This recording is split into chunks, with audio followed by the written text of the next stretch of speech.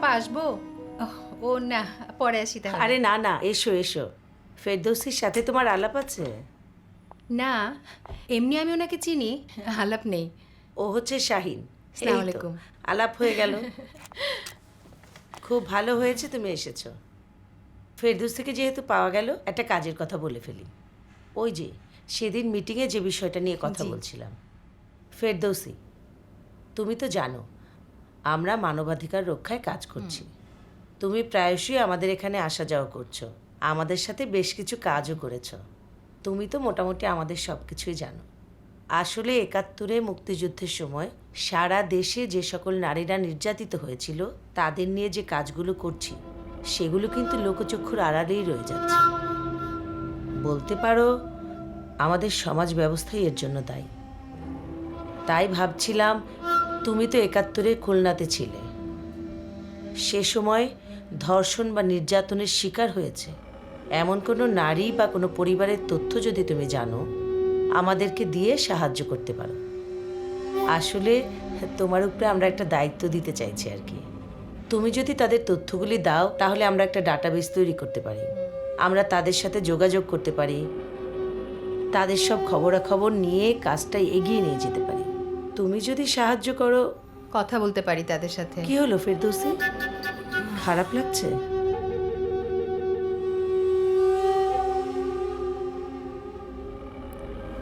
আপা, কি খারাপ লাগছে? একটু একটু পানি খাবেন? কি হয়েছে তোমার? তোমার কি প্রেশার আছে? এখন কেমন লাগছে ফেরদৌসি?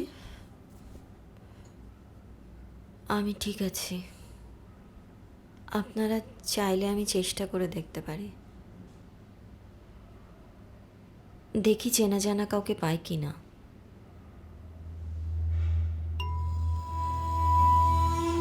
আমার বাড়িতেও সে সময় আর্মি এসেছিল। আমার ভাই, আমার স্বামী মুক্তিযুদ্ধে ছিল। ওরা আমার বাড়িটাও ঘিরে ফেলেছিল।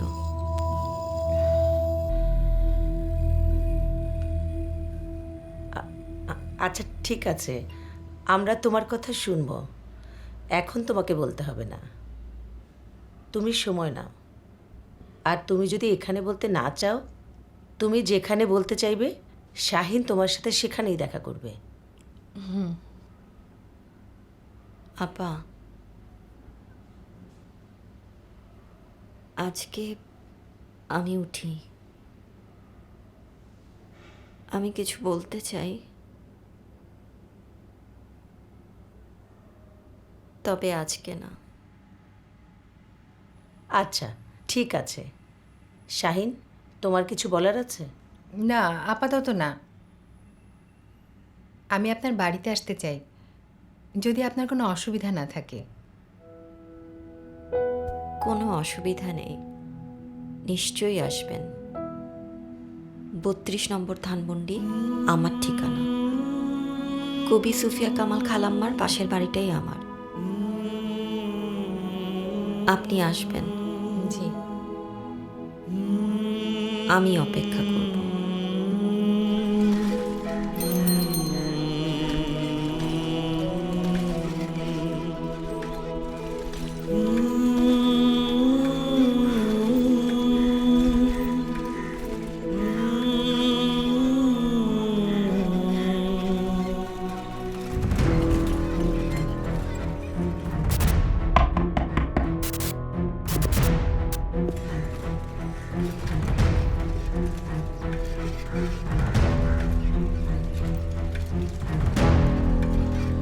শাহিন, ফেরদৌসির সাথে আলাপে তোমার কেমন মনে হলো?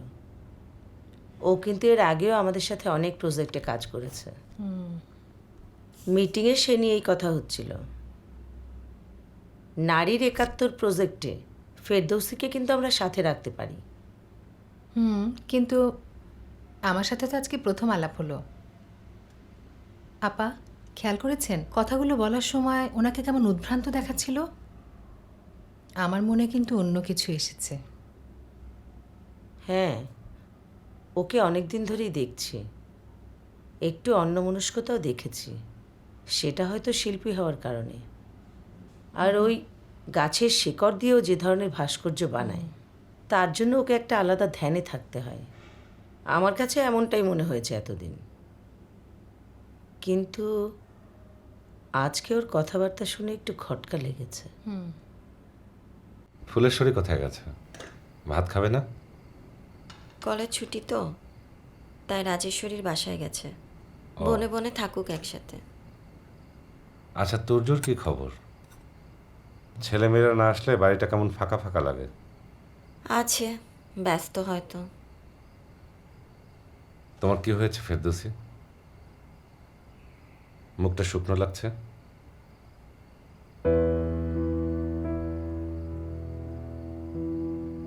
ফেরদৌসী, পিয়ার ভাই, আমি আমার একাত্তর ব্যক্ত করার সিদ্ধান্ত নিয়েছি। সকালে আইন ও সালিশ কেন্দ্রে গিয়েছিলাম। ওরা মুক্তিযুদ্ধে নির্যাতনের শিকার হওয়া নারীদের নিয়ে কাজ করছে। আমরা সেই সময় খুলনায় ছিলাম বলে জানতে চাইছে আমি তেমন কাউকে জানি কিনা। পিয়ার ভাই, আমি তো শুধু আমার কথাই জানি, বাইরের লোকের কথা বাদ দাও। আমার ভাই বোন, তোমার পরিবারের লোকেরা সারা জীবন আমাকে চরিত্রহীন বলেই জেনে আসলো।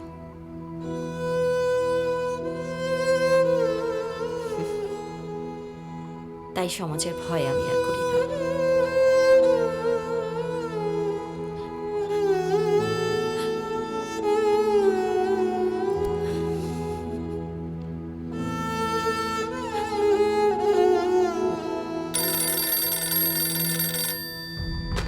Hello crescent jute mill. Ferdousi, অনেক চেষ্টায় তোমাকে রিচ করতে পারলাম। কেমন আছো? বিয়ার ভাই, তুমি আশেপাশে থেকো না বিয়ার ভাই। ওরা তোমাকে পেলে বাঁচতে দেবে না। জানি, মৃত্যু তো এখন সাথে সাথেই চলে। শোনো, তুমি বাচ্চাদের নিয়ে চিন্তা করো না। অনেক কষ্টে ওদের খবর জানতে পেরেছি। ওরা ওদের দাদির সাথে আছে মুন্সিপাড়াতে। ওদের বাবার খবর অবশ্য জানতে পারিনি। আমি সব জানি। একদিন বাচ্চাদেরকে দেখতে নিয়ে যাওয়া হয়েছিল আমাকে। তুর্যকে সাথে রাখতে চেষ্টা করেছিলাম, ওরা অ্যালাউ করেনি।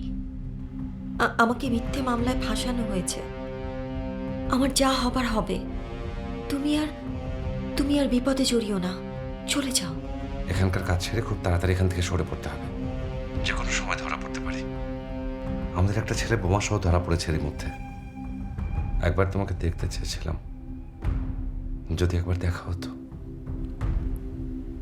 চলে যাও, চলে যাও বিয়ার ভাই, সেই ভালো। তোমার সাথে হয়তো কোনোদিন দেখা হবে না, আমার জন্য অপেক্ষা করো না। আমি এখন নিয়মিত ওদের হাতে টর্চার্ড হচ্ছি।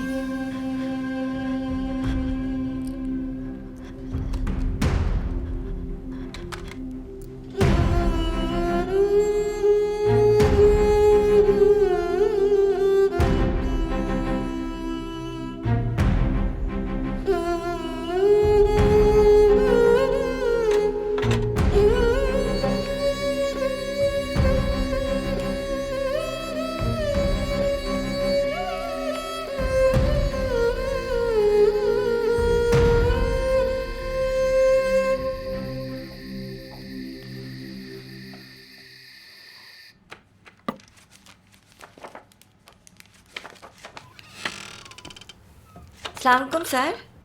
ওয়ালাইকুম। আপনি আমাকে ডাকলেই পারতেন।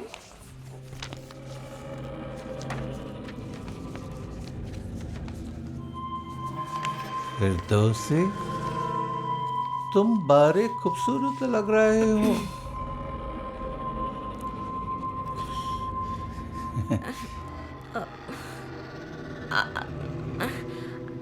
আপনার ভরসায় আমি কাজে আবার জয়েন করেছি।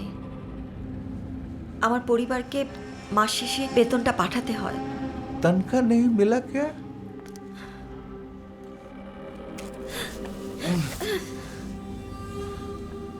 আপনি আমার বাবার মতো। আমাকে ক্ষমা করবেন sir. You know Bhuya murder case? आपके खिलाफ मर्डर केस है। रात को नेवल कमांडर गुलजारिन आएगा। वो आपको इंटरोगेट करेगा। Interrogate. I am innocent sir. Then cooperate with us.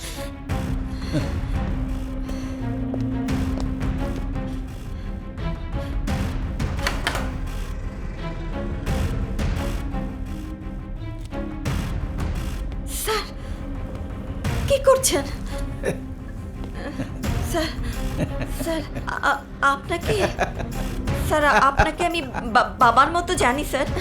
আপনি আমার বাবার মতো স্যার। আমাকে ক্ষমা করবেন স্যার।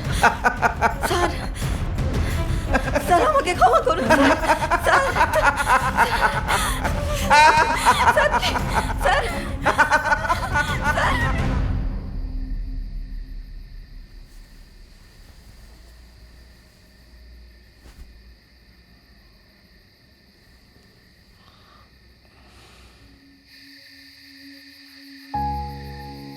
ঘুম আসছে না?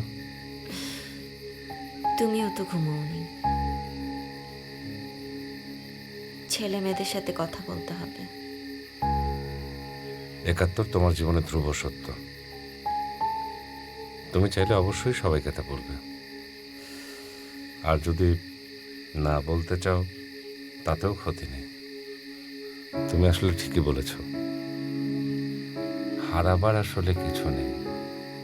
আমাদের কারোর কিছু বলার থাকতে পারে না এখানে। তোমার সিদ্ধান্তকে চিরকাল শ্রদ্ধা করি ফেরদৌসী। আমি এও জানি তোমার ছেলে মেয়েরা প্রত্যেকেই তোমার পাশে থাকবে।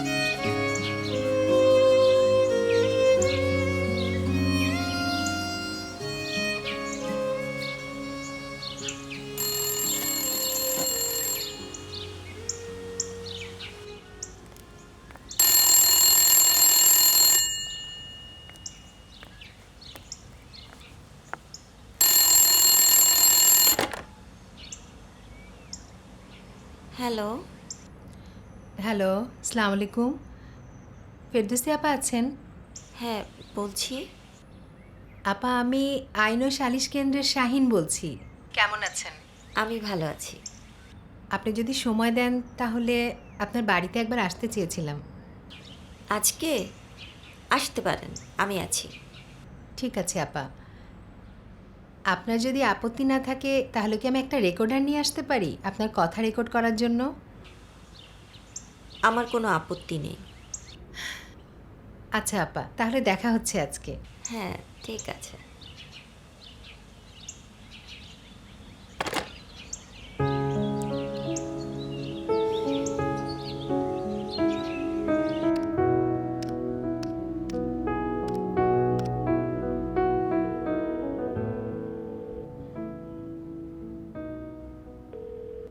হ্যালো। জি আপা, আপা শাহিন বলছি। হ্যাঁ শাহিন বলো। আপা, ফেরদৌসী আপার সাথে কথা হয়েছে, উনি আজকে সময় দিয়েছেন, ওনার বাসায় যাচ্ছি। খুব ভালো। শাহিন, তোমার প্রতি আমার আস্থা আছে, তুমি যাও, দেখো হয়তো উনি নিজেই কিছু বলতে চায়। কি করে বলবো, মানে কথাটা বলা ঠিক হবে কি না? আমার কেন জানি মনে হচ্ছে ফেরদৌসী আপার অনেক অজানা কথা রয়ে গেছে। জানি না আদৌ তিনি বলতে চাইবেন কি না, কিন্তু আমি একটু চেষ্টা করে দেখি আপা। আচ্ছা দেখো কতদূর এগোতে পারো। জি, রাখছি।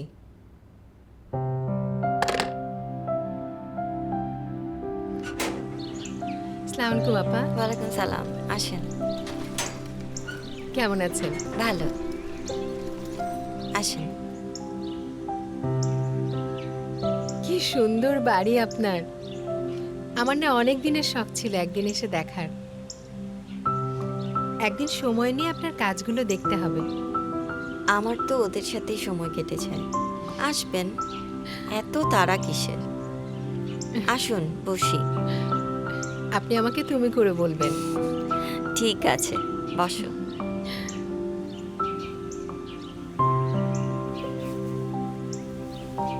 আমার কোনো তাড়া নেই।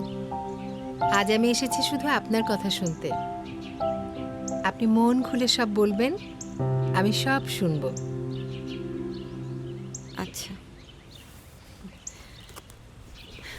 আরেকটা কথা আপা, আপনাকে বলেছিলাম আপনার কথাগুলো রেকর্ড করতে পারি, যদি আপনার কোনো আপত্তি না থাকে।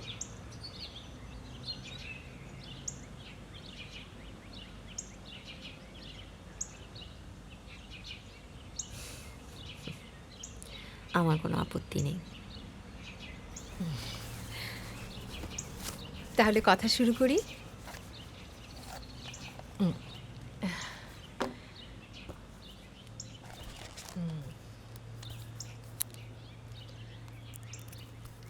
বল।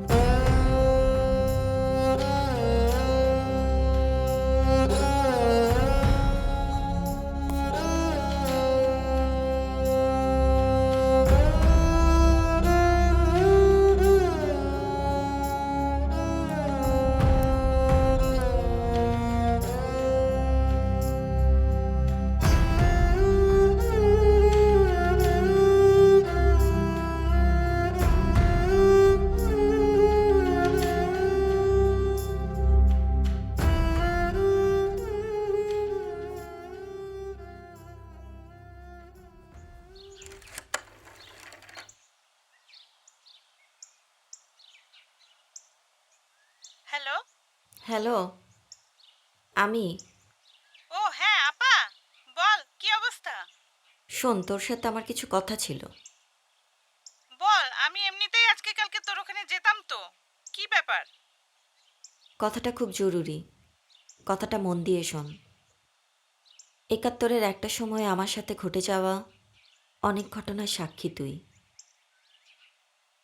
আমি মনে করছি আমার সেই অভিজ্ঞতাগুলো প্রকাশ করা দরকার, তাই তোকে জানাতেই।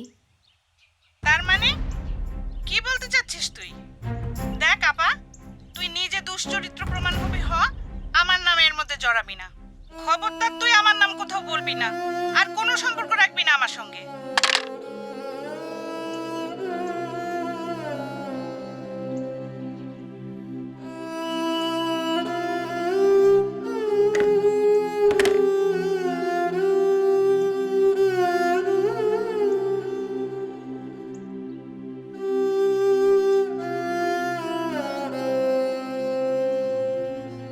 চরিত্রহীন। ঠিকই বলিস তোরা।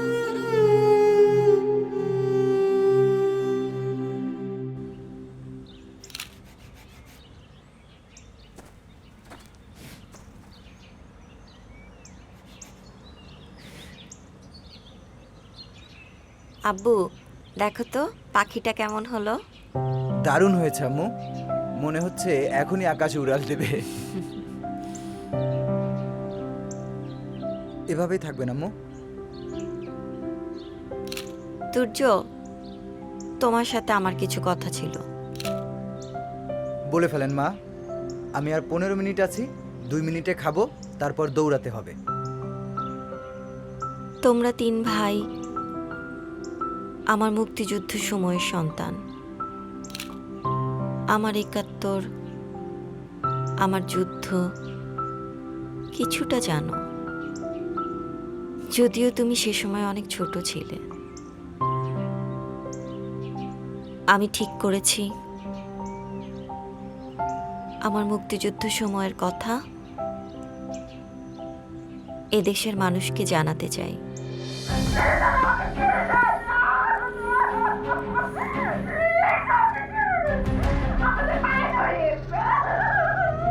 उधर देखो।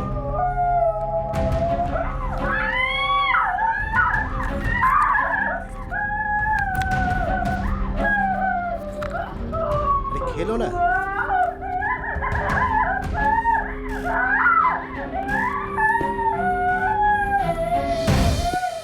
নিশ্চয়ই বলবে আম্মু।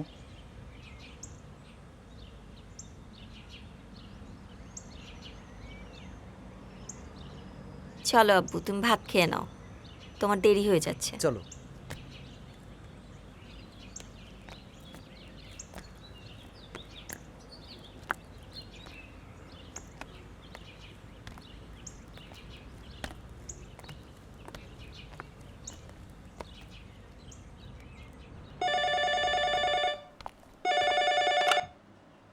হ্যালো। মেজু মামা বলছি। ও মামা, কিরে, তোর মায়ের কি মাথা টাথা খারাপ হয়ে গেছে নাকি রে? আমাদের তো মুখ দেখানোর কোনো পথ থাকবে না। কেন মামা? এখানে কি সমস্যা? মা সিদ্ধান্ত নিয়েছে, আমাদের কথা বলার কি আছে? বয়সের ভীমরতিতে ধরেছে, বুঝলি? এসব ন্যাকামি বাদ দিতে বল। হায়া শরমের বালাই নেই। ছেলে মেয়েদের শ্বশুরবাড়িতে কি জবাব দেবে? তোদের কথা একটু ভাববে না? শোন, তোকে একটা কথা বলি, জামাই জনের কাছে মাথাটা হেট হবে বলে দিচ্ছি।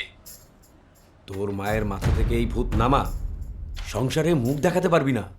71-এর পরে তুই প্রথম সন্তান, তোর গায়ের রং সাদা, নাক খাড়া, তখন শ্বশুরবাড়ি থেকে তোকে বলবে তুই পাঞ্জাবির বাচ্চা। তোর মাকে বোঝানোর চেষ্টা কর, এখনো সময় আছে।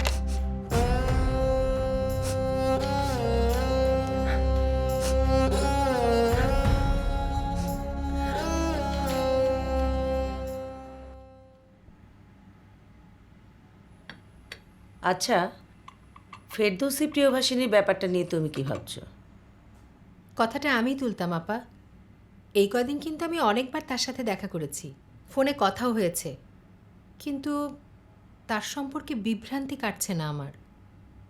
তোমাকে বলে রাখি, আমি আর সুলতানা ফেরদৌসী প্রিয়ভাষিনীর সাথে দেখা করেছি।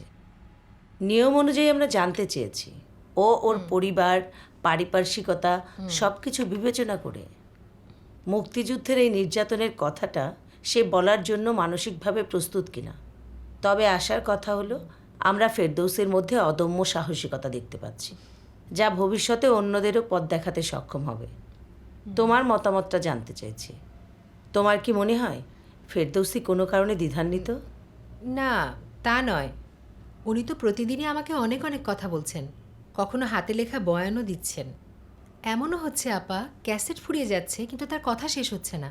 তুমি সব কিছু নোট ডাউন করছো তো? তা করছি যতটা পারছি, কিন্তু অদ্ভুত বিষয় কি জানেন, প্রতিদিন নতুন নতুন তথ্য পাচ্ছি। কখনো ঘটনা পাল্টে যাচ্ছে, কখনো রদবদল হচ্ছে। এটা হতে পারে যে আগের চেয়ে এখন অনেক বেশি সম্পর্কটা কাছাকাছি হয়েছে দেখে উনি অকপটে অনেক কিছু বলতে পারছেন।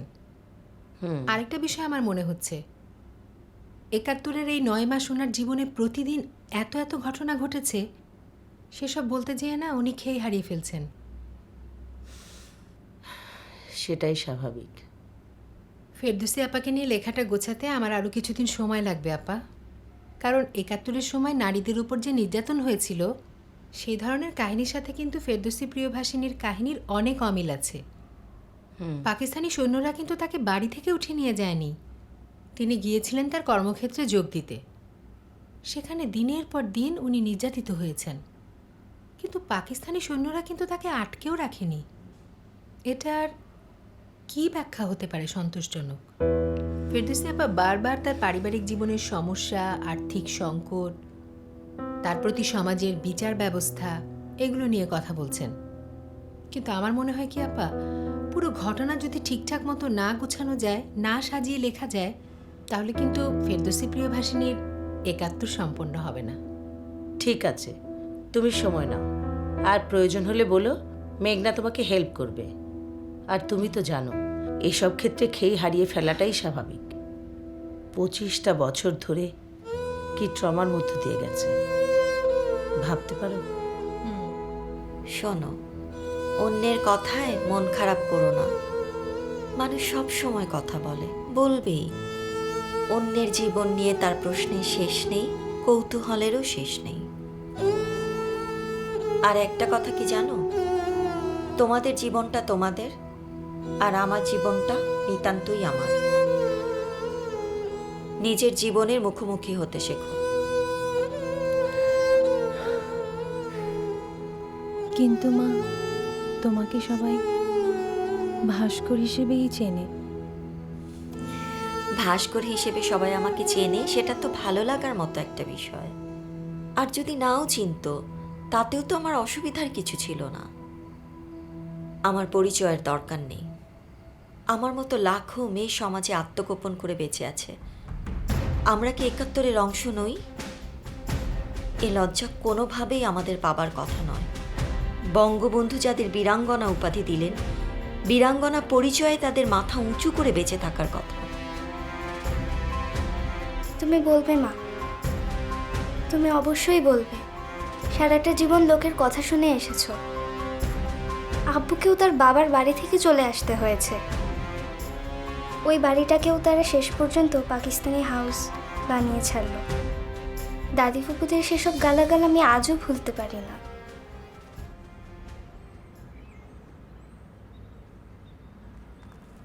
রাজেশ্বরী, রত্নেশ্বরী, ফুলেশ্বরী, আসো মা, চলো ভেতরে চলো, আসো, চলো। দাঁড়াও, তোমরা বাড়ি কবে ছাড়ছো? কেন, কি হয়েছে? এই কথা বলছেন কেন? বিয়ার 3 ছেলে সহ চরিত্রহীন মহিলাকে বিয়ে করে এনে এ বাড়িতে থাকবে, তা তো হয় না। আপনার মতো বিয়ারেরও বাবার বাড়ি এটা, তারও তো অধিকার আছে এই বাড়িতে থাকবার। কোনো নষ্ট মেয়ে লোক এ বাড়িতে থাকতে পারে না। এটা ভদ্রলোকের বাড়ি। বুবু, আর কত বলবেন? এই কি ভদ্র পরিবারের নমুনা? তোমার কাছ থেকে বিচারবোধ শিখবো নাকি? চরিত্রহীন ব্রথেল থেকে আসা মহিলা, একটা প্রস্টিটিউট।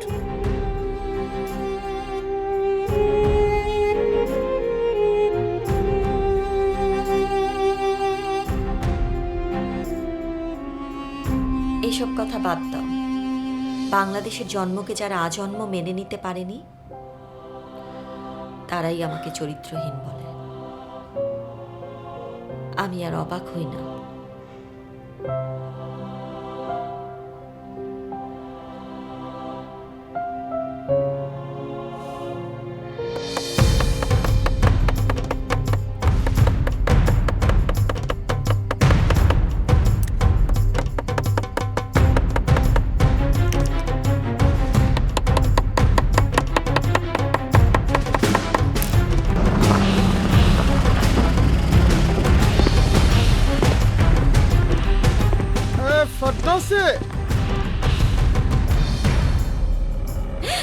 फिरदौसी, नीचे आ जाओ।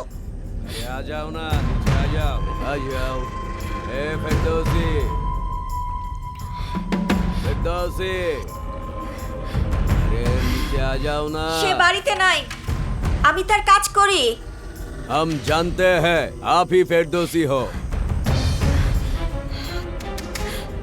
ए फिरदौसी, नीचे आ जाना। फिरदौसी, फिरदौसी। ये साली, रुक साली, अभी आता हूँ। हमसे को मजाक है। साली रुक, अभी आता हूँ। साली हम तेरे को मार देंगे साली चल चल साले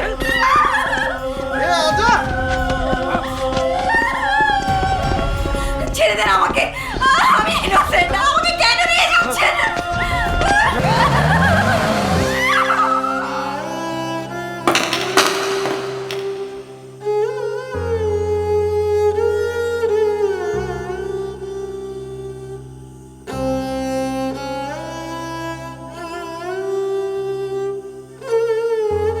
একাত্তরে ঝড়ের কবলে পড়া একলা পাখির মতো আশ্রয় খুঁজেছিলাম। শুরুতে বাচ্চারা কোথায় চলে গিয়েছিল জানতাম না, আর ওদের সাথে দেখা হবে কিনা। মা ভাই বোনদের নিরাপদে যশোরে পাঠাতে পেরেছিলাম, তবুও বিয়ার ভাই ছিল বলে। বিয়ার ভাইও চলে গেল মুক্তিযোদ্ধাদের সহায়তা দিতে। খুলনা তখন ভুতুরে নগরী। পড়ে রইলাম আমি একা, নির্হারা এক ঝড়ের পাখি। একদিকে যুদ্ধের ভয়াল রূপ, অন্যদিকে মা ভাই বোনদের মুখে অন্ন জোটানোর গুরু দায়িত্ব। চারদিকে হত্যাযজ্ঞ, মানুষের হাড় মাথার খুলি মারিয়ে সবাই ছুটছে এক চিলতে আশ্রয়ের খোঁজে। ভাগ্যে এমন নৃশংসতা শিকার হওয়া ছিল বলেই হয়তো আমার কোথাও মিলল না আশ্রয়। কাজে ফিরে যাওয়া যাচ্ছে শুনে ছুটে গিয়েছিলাম একটুখানি আশ্রয় আর জীবিকার নিশ্চয়তার আশায়। রক্ষকই ভক্ষক রূপে দেখা দিল। অফিসের ঊর্ধ্বতন কর্মকর্তা পিতৃতুল্য ফিদাই। সেই ফিদায়ের বর্বরতার শিকার হয়েই 28 ঘন্টা সংজ্ঞাহীন থাকি আমি। পরে বুঝেছি পাকিস্তানি সেনাবাহিনীকে তুষ্ট করার জন্যই চাকরিতে বহাল রাখা হলো আমাকে। ততদিনে দেরি হয়ে গেছে। হত্যা মামলায় অভিযুক্ত করা হলো আমাকে হয়রানি ও জিম্মি করতে। হেনস্থা হতে হয়েছে পাকিস্তানের দোসর রাজাকার আলবদরদের হাতে। জিজ্ঞাসাবাদের নামে দিনের পর দিন চলেছে নির্যাতন, অকথ্য, অমানসিক। এর কোনো বিশেষণ আমার জানা নেই।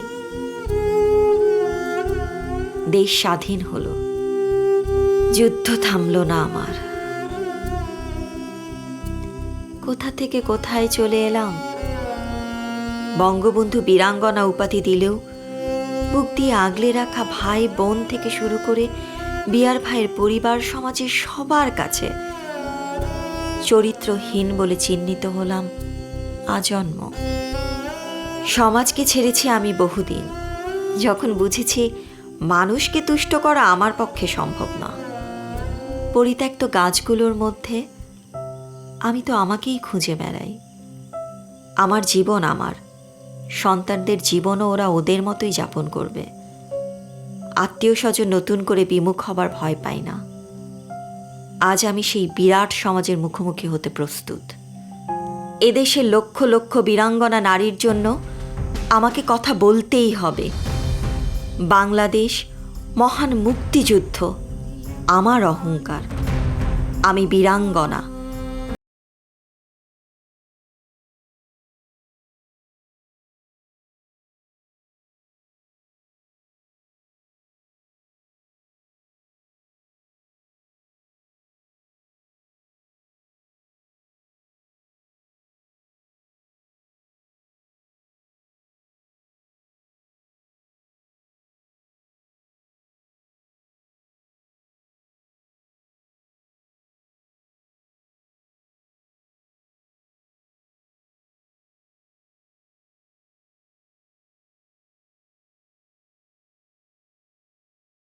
ভাসিনীর মুখোমুখি বসি, তারপরও মনে হয় আরও জানার বাকি, বোঝার বাকি। প্রিয় ভাসিনীর ৭১, ভূগর্ভস্থ খনি, অতল, অন্ধকার, যার বাঁকে বাঁকে জটিল স্তর আছে। সাক্ষাৎকারটি ঠিকভাবে উপস্থাপিত না হলে ভুল বোঝাবুঝির অবকাশ থাকবে।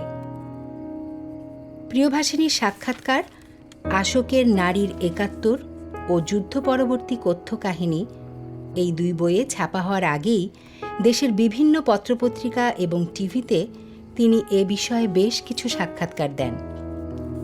তাকে নিয়ে লেখালেখিও হয় অনেক জায়গায়। ২০০০ সালের ডিসেম্বর মাসে টোকিও ট্রাইব্যুনালে তিনি অংশগ্রহণ করেন। ফেরদৌসী প্রিয়ভাষিনীর নির্যাতনের কাহিনী প্রথম আনুষ্ঠানিকভাবে রেকর্ড করা হয় আশোকের কথ্য ইতিহাস প্রকল্পের আওতায়। তার জন্য প্রকল্পের পক্ষ থেকে আমার জন্য এটি ছিল একটি দীর্ঘ প্রক্রিয়া, যা যন্ত্রণার, অব্যক্ত কথা প্রথম উচ্চারণের, শোনানোর এবং শোনারও।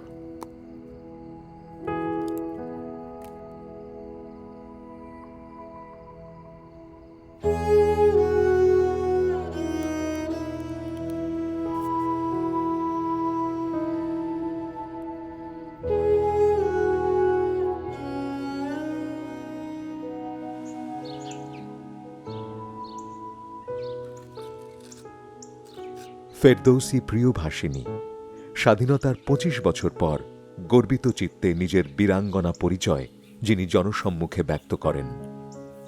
৭১-এর আড়াল করা এক অধ্যায় উন্মোচিত হয় তাঁর জবানবন্দিতে। উঠে আসে মুক্তিযুদ্ধের ইতিহাসে পাকিস্তানি সেনাবাহিনী এবং তাদের দোসর রাজাকার আলবদর শান্তি কমিটির সদস্যদের দ্বারা নির্যাতনের লোমহর্ষক বর্ণনা। প্রিয়ভাষিনী আমৃত্যু স্বাধীনতার সপক্ষে যুদ্ধাপরাধীদের বিচারের দাবিতে, বীরাঙ্গনাদের মুক্তিযোদ্ধা হিসেবে স্বীকৃতিদানের দাবিতে, মানবতা প্রতিষ্ঠায় অসাম্প্রদায়িক বাংলাদেশের জন্য পথ হেঁটেছেন। বীরাঙ্গনা পরিচয় জীবনকে বঞ্চনা করলেও সেই অপমান ও বঞ্চনা থেকেই তিনি খুঁজে নেন মুক্তির পথ। গাছের শেকড় ও মরা ডালপালা দিয়ে নির্মাণ করেন আশ্চর্য সব ভাস্কর্য। নির্যাতন ও অবমাননার শিকার নারীদের জন্য তিনি রচনা করেন এক গৌরবময় অধ্যায়। পরবর্তীকালে মাননীয় প্রধানমন্ত্রী বঙ্গবন্ধু কন্যা শেখ হাসিনা সরকার বীরাঙ্গনাদের মুক্তিযোদ্ধা খেতাবে ভূষিত করেন। শিল্পকলায় অবদান রাখায় তিনি ২০১০ সালে সর্বোচ্চ বেসামরিক পুরস্কার স্বাধীনতা পদক অর্জন করেন। ২০১৪ সালে প্রকাশিত হয় তাঁর আত্মজীবনী নিন্দিত নন্দন। স্বাধীনতা যুদ্ধে অবদানের জন্য ২০১৬ সালে বাংলাদেশ সরকার তাঁকে মুক্তিযোদ্ধা খেতাব দেয়। ভাস্কর ও বীর মুক্তিযোদ্ধা ফেরদৌসী প্রিয়ভাষিনী ২০১৮ সালের ৬ মার্চ মৃত্যুবরণ করেন। রাষ্ট্রীয় মর্যাদায় মিরপুর শহীদ বুদ্ধিজীবী কবরস্থানে তিনি চিরনিদ্রায় শায়িত হন।